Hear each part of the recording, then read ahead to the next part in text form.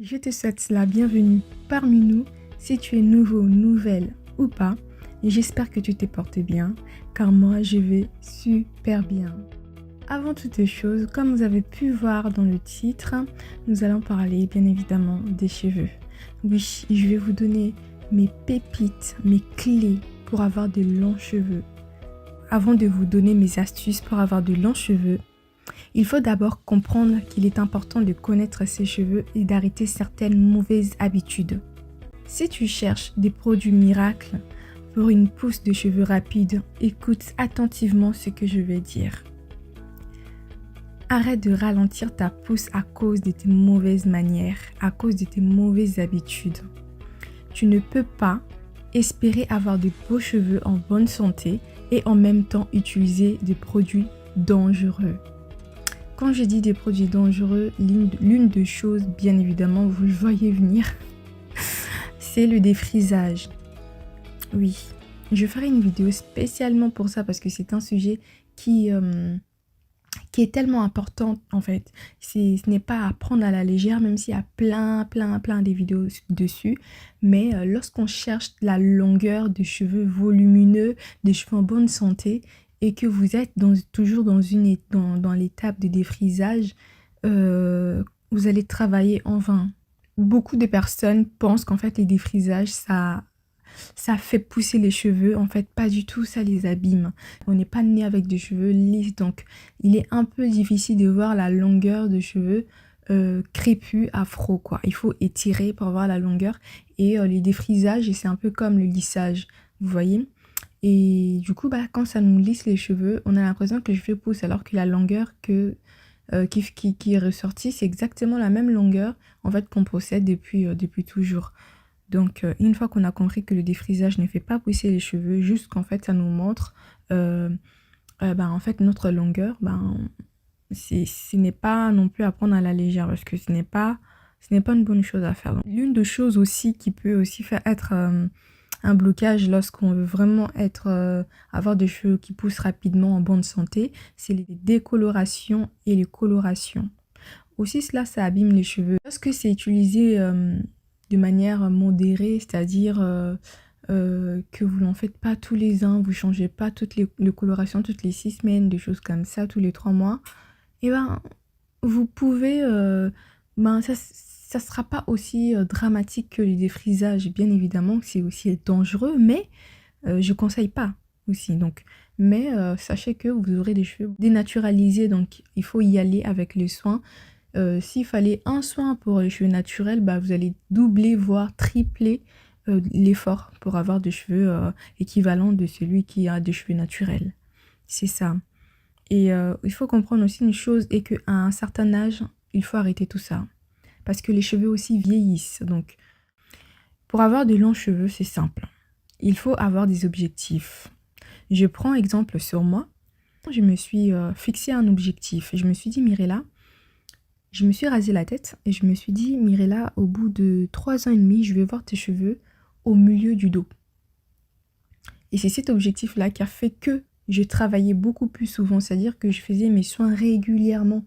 Je ne blaguais pas avec les soins. Je ne blaguais pas avec les soins. Donc, je faisais mes soins parce que j'avais un objectif à atteindre et j'avais un timing à respecter. Et c'est le cas. J'ai réussi mon objectif au bout de 3 ans, tellement que j'étais motivée sur ce que je voulais, que je l'ai eu en 3 ans. Donc, c'est possible.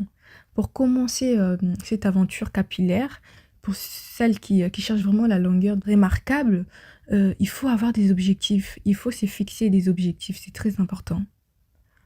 Donc, sans plus tarder, maintenant, je pense qu'on est prête à rentrer dans le vif du sujet.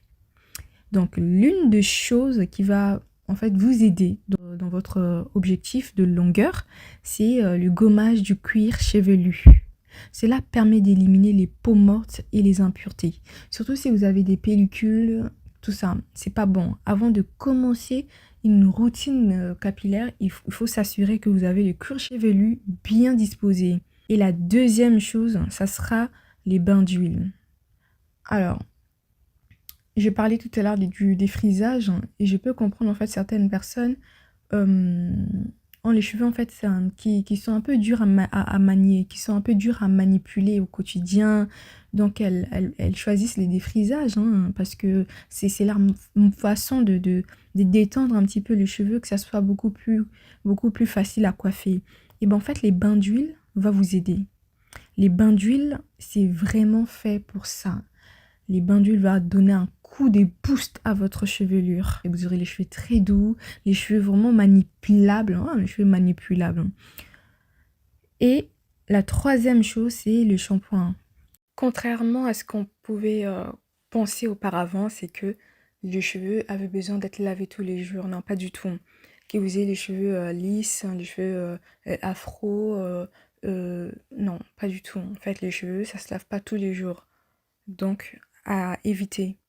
Et donc, la quatrième chose à faire, c'est le masque capillaire. Si on a l'habitude de faire juste un shampoing, on lave les cheveux, bon, après on met de l'huile, la crème, et on basta, on passe à autre chose, et ben je vous inviterai vraiment à écouter ces conseils, à, à intégrer les masques. Et vraiment pas à négliger parce que c'est la clé de toute chose.